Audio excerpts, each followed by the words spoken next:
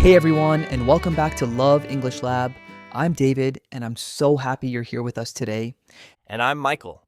If you enjoy learning English through real conversations that help you sound natural and confident, don't forget to subscribe and join our amazing community of learners. That's right. Today, we're talking about something fun and really useful in daily life, how to describe people and personalities. Exactly. Because we describe people all the time, our friends, family, coworkers, or even someone we just met. Yes, and it's not just about looks. Describing someone also means talking about who they are, their personality, behavior, and attitude. Right? And that's where English gets interesting because there are so many great adjectives and expressions you can use. Exactly. You can say someone is friendly, outgoing, shy, funny, or hardworking, but you can also use expressions that sound more natural and vivid. Like saying, she's the life of the party, or he's the kind of person who never gives up. Those kinds of phrases bring your English to life. Yes, they show not just what a person is like, but also how they make others feel. That's a really good point. Describing people in English isn't just about giving information, it's about showing personality through your words. Exactly. And sometimes learners stick to the same few adjectives nice, good, bad, which can make their English sound repetitive, True. And there's nothing wrong with those words, but there's a whole world of better, more expressive options. right? So, in this episode, we'll help you describe people more naturally, how they look, how they act, and what kind of energy they give off. And we'll also show you how to combine words like a cheerful person, a reliable coworker, or a creative friend. Yes, that's what makes your English sound more fluent and real, not just single adjectives, but natural combinations. Exactly. And we'll even give you small tips on when to use each one, because saying someone is quiet can mean something different depending on the situation. True. You might say he's quiet in a positive way, like thoughtful, or in a neutral way, like shy. Yes, tone and context really matter. And by the end of this episode, you'll know how to describe anyone in English, not just with words, but with confidence. Perfect.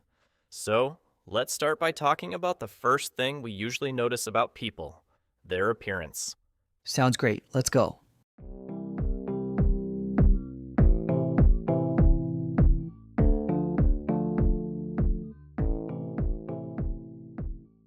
So, David, when we first meet someone, the first thing we notice is usually how they look their height, hair, clothes, or style.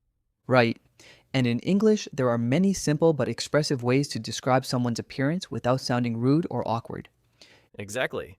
I think one of the most important things to remember is to be polite when describing people, especially if you're talking about someone's body. That's so true. You don't want to sound negative or too personal. For example, instead of saying fat, which can sound rude, you can say a little overweight or heavy set. Yes, or simply focus on something positive like he looks strong or she looks healthy. Right.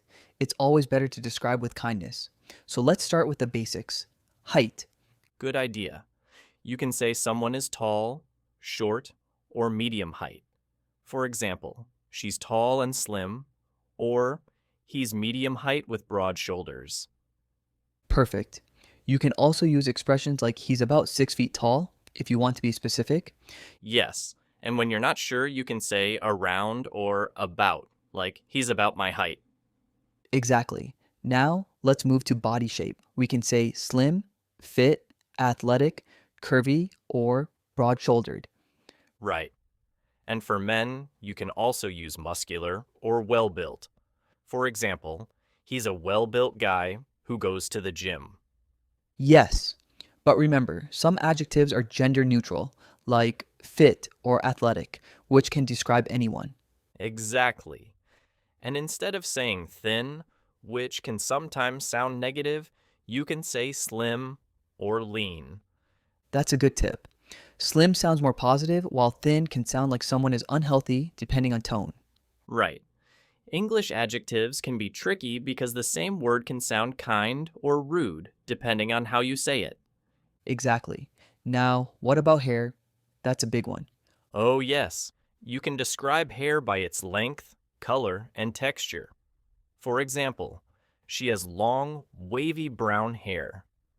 Or he has short, curly black hair. Right. You can also describe style, like straight, curly, wavy, or bald if someone doesn't have hair. And for color, the basics are blonde, brown, black, red, or gray. Yes, and don't forget combinations. Light brown, dark blonde, reddish, or salt and pepper for someone with a mix of gray and dark hair. I love that expression, salt and pepper. It sounds classy. It does, and it's polite too. Now, what about facial features? You can say things like, she has bright blue eyes, or he has a friendly smile. Yes, and you can describe the shape of the face too. Round face, oval face, square jaw, or sharp features. Right. And I think it's nice to include positive details, like kind eyes, a warm smile, or an expressive face. Yes, that's how you make your description sound natural, not robotic. Exactly. It shows emotion, not just observation. Another thing we often mention is clothing style. Oh, yes. Clothes say a lot about personality. You can say, he's always well dressed, or she has a casual style. Right. Other good adjectives are elegant, stylish, trendy, or neat. And if someone doesn't care much about fashion, you can say, he dresses simply, or she has a relaxed style. Perfect. And I like how clothes and personality often go together. Someone who's energetic might wear colorful clothes, for example. Yes, that's so true. You can describe both at once. She's cheerful and always wears bright colors. Exactly. Those small combinations make your English sound smooth and expressive. Right. And remember, describing people is about painting a picture with words. I love that phrase, painting a picture with words. That's exactly what we do when we describe someone. Yes. You want the listener to imagine the person clearly, not just their face, but their overall impression. Exactly. So instead of saying he's tall and has brown hair, you can say he's a tall, athletic guy with short brown hair and a confident smile. Perfect example. That sounds natural and complete. And one more tip. In English, we usually describe people in this order: height, body type, hair, face, and clothing. Oh, that's a great point. So you might say. She's medium height, slim, with long black hair and big brown eyes. Exactly. It flows naturally in that order. That makes descriptions sound structured, not confusing. Right. So to recap, when describing appearance, be polite and positive. Use adjectives for height, body, hair, face, and clothes. Combine details for a more complete picture. Perfect summary. And now that we've covered looks, let's move on to something even more interesting: personality. Yes, because how someone is on the inside can be even more important than how they look. Exactly. Let's talk about how to describe personalities naturally in English: the good, the bad, and everything in between. Let's get into it.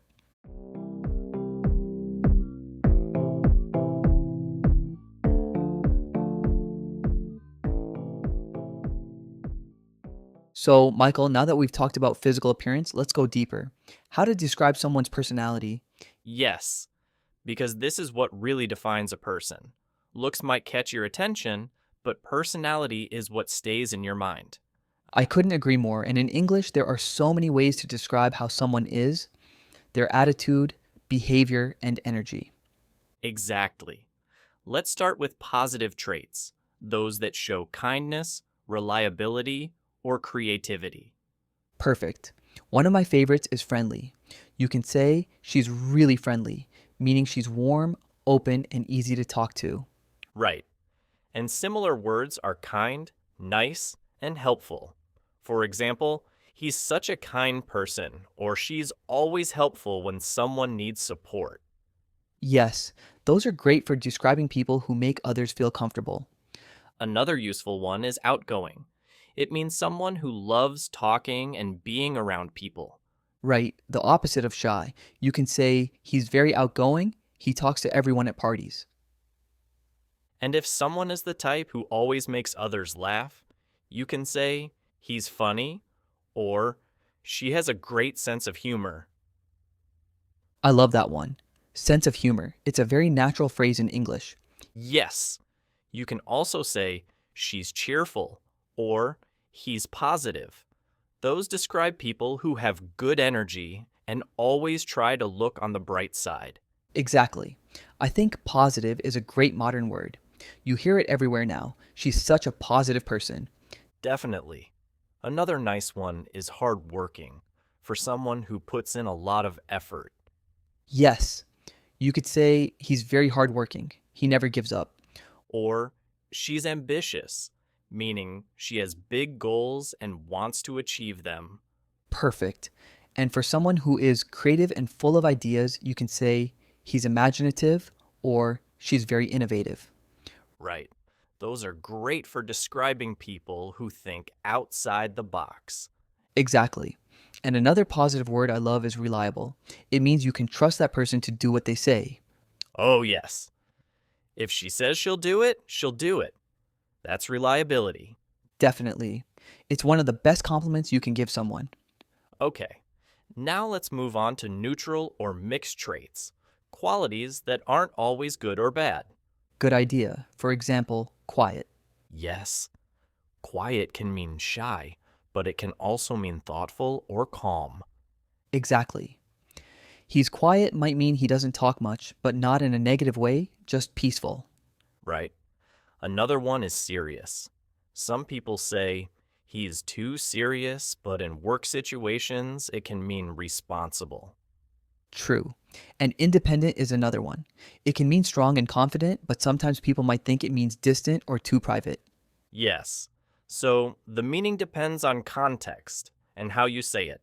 That's very true. Now let's mention a few negative personality traits because they're also useful for real life descriptions. Yes, but we should always be careful and respectful when using them. Absolutely. Let's start with lazy. It means someone who doesn't like to work hard. Right. He's a bit lazy. He always waits until the last minute. I think we all know someone like that. True. Another one is rude, someone who doesn't have good manners. Yes, for example, he was rude to the waiter, or she can be rude when she's stressed. Exactly. And arrogant means someone who thinks they're better than others. Right. You can say he's talented but a little arrogant. Or she's bossy, meaning she likes to tell everyone what to do. That one is common in workplaces. Yes. And then there's impatient, someone who can't wait or gets annoyed easily. Right. He's impatient when things go slowly. That's a good everyday example. Another one is stubborn, when someone refuses to change their mind even if they're wrong. Oh, yes. My brother is so stubborn. He never listens. I think everyone has a stubborn family member. Definitely. And finally, moody. Someone whose emotions change quickly. Right. She's moody, sometimes happy, sometimes angry, for no reason. Exactly. So, those are great words for describing behavior, but again, always choose them carefully, depending on the situation. Yes, the same word can sound polite or rude depending on how you say it. For example, saying he's a bit lazy is softer than he's lazy. True. Adding phrases like a bit, sometimes, or kind of makes your English sound more polite. Exactly. She's a little shy sounds much nicer than she's shy. Yes, it's those small details that make you sound more natural and respectful. So to summarize, use positive adjectives like friendly, creative, reliable. Use neutral ones like quiet, independent, serious. And be careful with negative ones like rude, stubborn, or lazy. Perfect summary. And next, we'll talk about how to combine physical and personality descriptions naturally, the way native speakers do in real conversations. Oh, yes, that's where everything comes together. You'll learn how to describe someone completely, like a full portrait in words. I love that idea. Let's go there next.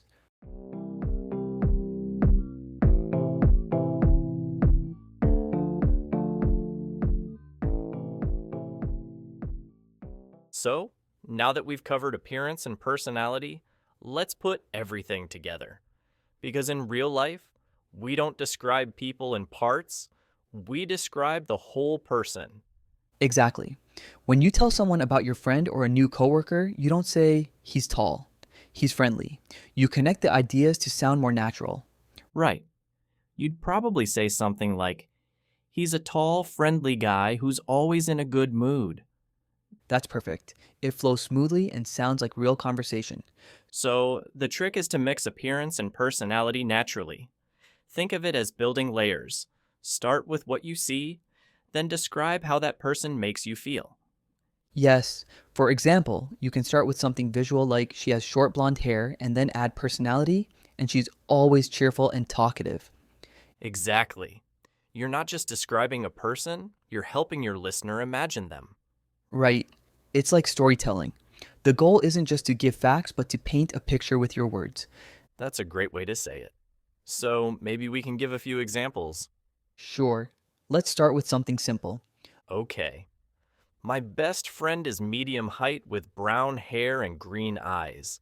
He's really kind and always makes people laugh. Nice. It feels warm and natural. Now, one more. My teacher is tall and slim with short black hair. She's very organized, but also patient and friendly. That's a good balance. One physical detail and two or three personality traits. That's all you need to sound complete. Yes, too many details can sound mechanical. You don't need to describe everything, just what stands out. Right. Focus on what makes the person unique or memorable. Exactly. Maybe their smile, their voice, or their attitude. For example, she has a big, bright smile and a calm, confident personality. That's beautiful English. It's simple, natural, and sounds fluent. And I think learners should also pay attention to rhythm. Native speakers usually mix short and long parts in one sentence. Yes, like, he's tall and athletic, and he's the kind of person who always helps others. That's a perfect rhythm. Exactly. It's not too short or too long. It feels conversational. Another tip is to use expressions like the kind of person who or someone who to describe habits or behavior. Oh, yes. For example, she's the kind of person who never gives up. Or he's someone who always makes people feel comfortable. Those phrases are so useful because they sound warm and natural. Yes. They help describe personality in a way that feels human, not like a list of adjectives. Exactly. You're showing personality through actions. Right. Because personality isn't just words like kind or funny, it's about what people do. That's true. Instead of saying, he's funny, you can say, he always tells jokes that make everyone laugh. Perfect example. It's more vivid and memorable. And you can also describe how people make you feel.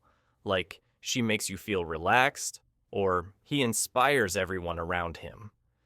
Yes, that's another great layer, describing the effect someone has on others. It's a very natural part of English conversation. I agree. And when you describe people this way, you don't just show vocabulary, you show emotional understanding.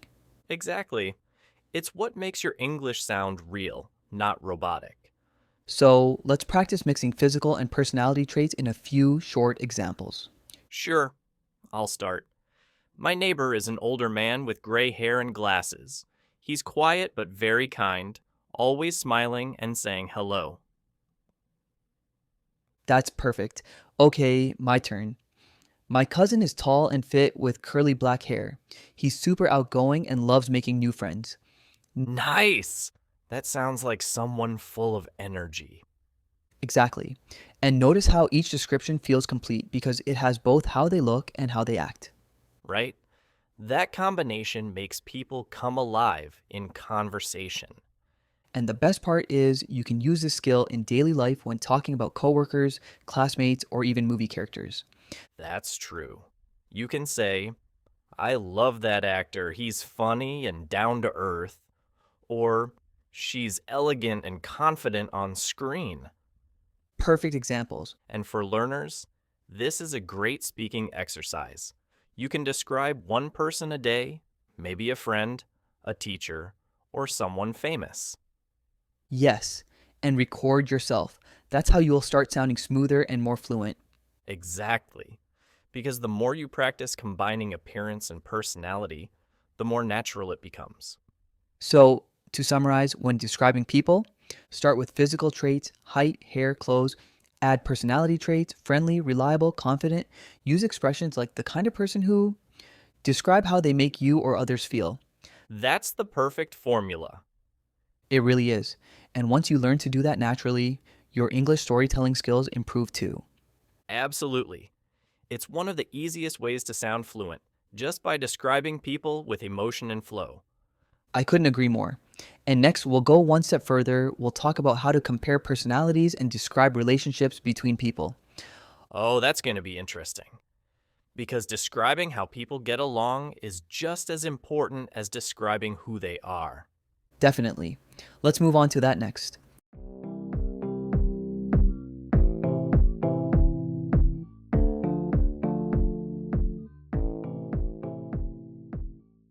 So, now, Michael, let's talk about how to describe relationships and how people's personalities work together, or sometimes clash.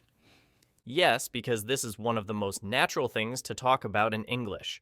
We often describe people by comparing them to others. Exactly. You might say, my sister and I are really different, or my best friend and I are very similar. Right. And when you compare people, you use adjectives with words like more, less, or as. For example, he's more outgoing than his brother, or she's as patient as her mother. Exactly. Those simple comparison structures are super useful. And they work perfectly when you want to describe relationships naturally, especially between family, friends, or coworkers. Yes. Let's start with family. You can say, my dad is stricter than my mom, or my mom is more easygoing. That's a classic one. You can also say, my brother is funnier than me, or I'm less organized than my sister. Right. Those are realistic examples that sound like real life, not textbook English. Exactly. And if you want to describe harmony between people, you can use expressions like get along with or have a good relationship with.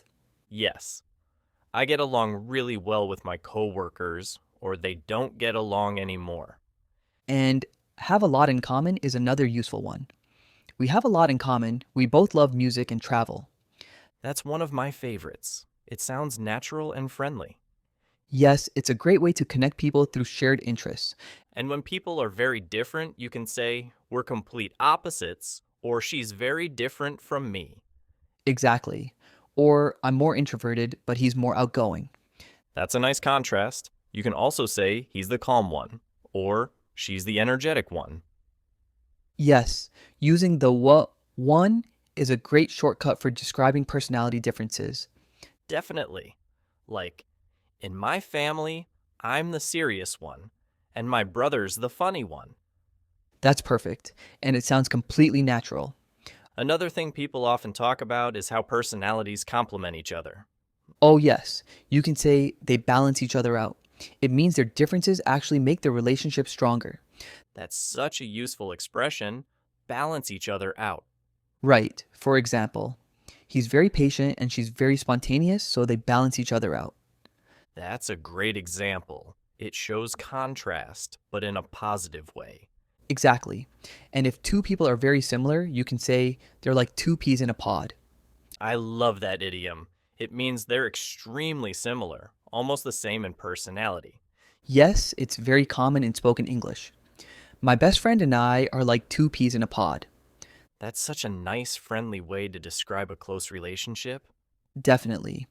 And if two people argue often, you can say they clash sometimes or they argue a lot, but they care about each other, Yes, clash means their personalities don't match, usually because of different habits or opinions.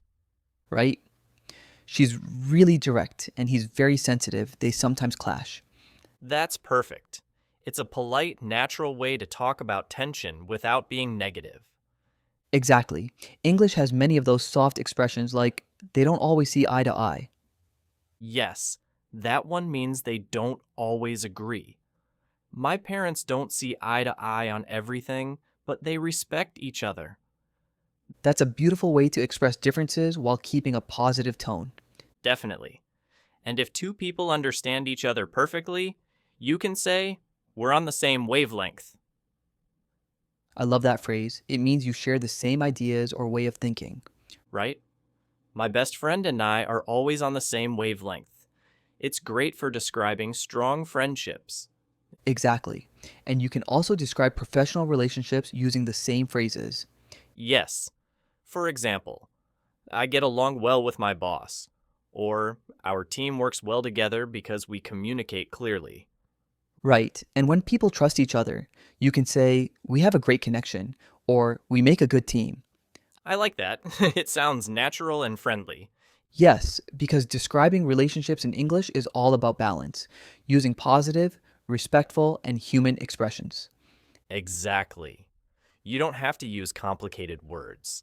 Just focus on real emotions and connections. Right? So, to recap, when comparing personalities, you can use comparative adjectives more outgoing than, less serious than, use expressions like get along, have a lot in common, balance each other out, and idioms like see eye to eye on the same wavelength, two peas in a pod. Perfect summary. And I think this kind of vocabulary really helps learners express themselves better, not just describe people, but also describe relationships in a kind, realistic way. Yes, because when you can describe relationships clearly, you can tell stories, give opinions, and connect emotionally in English. Exactly. And that's real fluency, expressing how people are and how they connect. Couldn't agree more. And next, we'll talk about something really fun, how to use idioms and expressions to describe people's behavior and character in a more colorful way. Oh, I love that part. English idioms about personality are full of creativity and emotion. Yes, they make your English sound alive and expressive. Let's explore that next.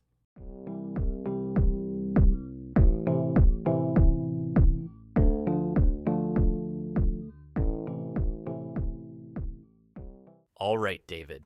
Now that we've talked about personality, appearance, and relationships, let's add some fun idioms and expressions that native speakers use to describe people. Oh, yes, this is the best part. Idioms make your English sound real and expressive. They bring life to your descriptions. Exactly. Saying he's friendly is fine, but saying he's the life of the party paints a much clearer picture. That's a great one to start with. The life of the party means someone who's energetic, fun, and always makes people laugh. Yes, you can say, everyone loves her, she's the life of the party. It's perfect for describing outgoing people, Another fun one is a people person. right? It means someone who enjoys being with others and easily connects with people. You can say, he's such a people person. He makes everyone feel comfortable. That's such a warm and natural expression. Totally.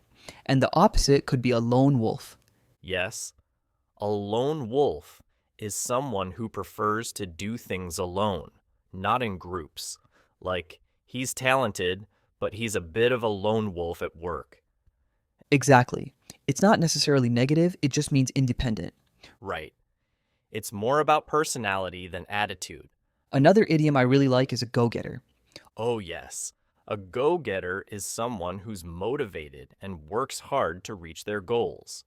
You could say she's a real go getter. She never gives up until she gets what she wants. It's perfect for describing ambitious people. Definitely. And if someone is always ready to help, you can call them a good egg. That's such a funny one. He's a good egg just means he's a kind, honest person. Yes, it's very British originally, but Americans use it too in a friendly way. On the other hand, if someone's not very reliable, you could say he's a bit of a loose cannon. Right. That means unpredictable, someone who might act suddenly or say something without thinking. Like, he's creative, but sometimes he's a loose cannon in meetings. That's a great example, polite but clear. Another one that's common is a jack of all trades. Yes, that's someone who can do many different things. She's a jack of all trades, she cooks, fixes things, and paints too. It's useful for describing people with many skills. And sometimes people say the full version, jack of all trades, master of none. It means they know a little about everything, but aren't an expert in one thing. Exactly. It can be neutral or playful, depending on how you say it. Another nice expression is heart of gold. Oh, that's a beautiful one. If you say, she has a heart of gold, it means she's generous, kind, and caring. Yes, it's one of the warmest compliments you can give. And the opposite would be cold hearted. True. Cold hearted describes someone who doesn't show emotion or care much about others' feelings, But of course, we use that carefully. It can sound strong. right? Another friendly one is down to earth. Yes, it means practical, humble, and easy to talk to. He's so down to earth, even though he's successful. I like that expression a lot. It's very positive. Definitely. And for someone who's always calm and doesn't get upset easily, you can say, even tempered. Or you can use the idiom cool as a cucumber. That's a funny one, but it's great. He stayed cool as a cucumber during the interview. It means he stayed calm under pressure. Exactly. Idioms like that make your English sound colorful and fun. Yes. And there's also full of energy expressions like she's a ball of energy. Right. That means she's active, lively, and always moving. And the opposite could be he's laid back, meaning relaxed, calm, and easygoing. That's a good contrast. She's a ball of energy, and he's laid back. That sounds like a balanced couple. It does. Another nice one is, he wears his heart on his sleeve. Oh, yes, that means he shows his emotions openly. You always know how he feels. Exactly. It's a sweet way to describe someone honest with their emotions. And if someone never gives up, you can say she's tough as nails. Yes, that one means strong and determined, both physically and emotionally. It's a compliment, it shows resilience. Definitely. So, to summarize, here are some great idioms we've talked about. The life of the party, fun and social. A people person, friendly and outgoing. A lone wolf, independent, a go getter. Ambitious and hardworking. A good egg, kind and honest. A loose cannon, unpredictable. A jack of all trades, skilled in many things. Heart of gold, caring and generous. Down to earth, humble and practical. Cool as a cucumber, calm under pressure. Tough as nails, strong and determined. That's a great list. And what's important is how natural these sound in everyday English. Yes, you don't have to use all of them at once. Just pick two or three and start practicing them. Right. Try using them when you talk about your friends or coworkers. For example, my boss is a real go getter, or my best friend has a heart of gold. Those short sentences sound fluent and authentic, like real English speakers. Exactly. That's what idioms do. They make your English sound alive. And that's what this episode is all about. Learning to describe people not just with words, but with color and feeling. Perfectly said. And in our final reflection, we'll summarize everything: how to describe people clearly, naturally, and confidently. Great, let's wrap it up.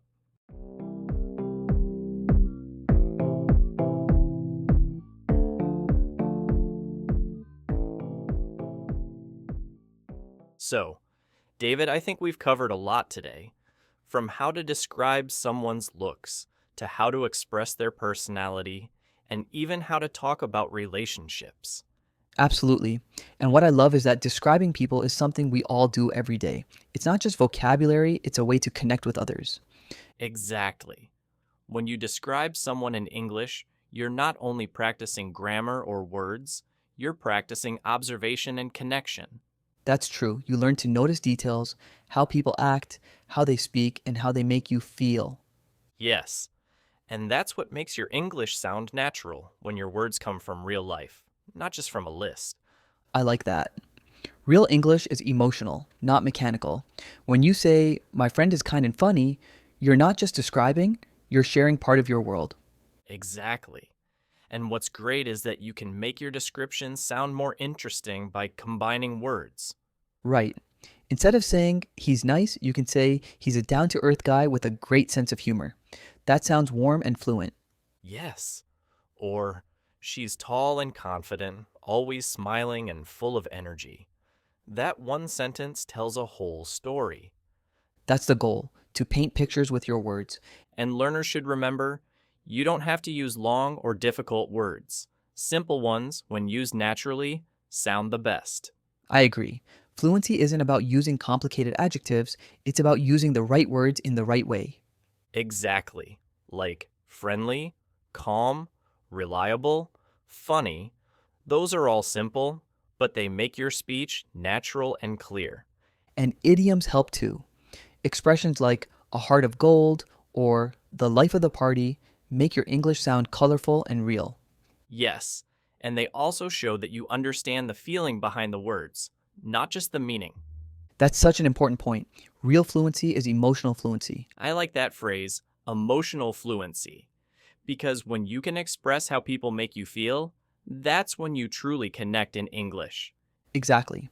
And one small habit learners can try is this: every day, describe one person in English. Yes, it could be someone you see at work, on the bus, or even a movie character. Just a few sentences a day make a big difference. Right? For example, she's always smiling, or he's calm under pressure. Simple, short, but powerful practice. And over time, your descriptions will become smoother and more natural. Exactly. Because fluency grows through repetition and through noticing real people. I love that. English isn't only about grammar rules, it's about people, stories, and emotions. Yes, and the better you get at describing people, the more confident you'll feel speaking in any situation. That's the beauty of it. Describing people helps you build your vocabulary, your empathy, and your confidence all at once. Well said. So, to everyone listening, keep noticing, keep practicing, and don't be afraid to express what you see and feel. Exactly. Because every time you describe someone, you're practicing real, human English. And that's what language is all about: connecting hearts, not just words. I couldn't agree more. Thank you all for listening to Love English Lab. Keep learning, keep speaking, and as always, stay confident and curious. See you in the next episode.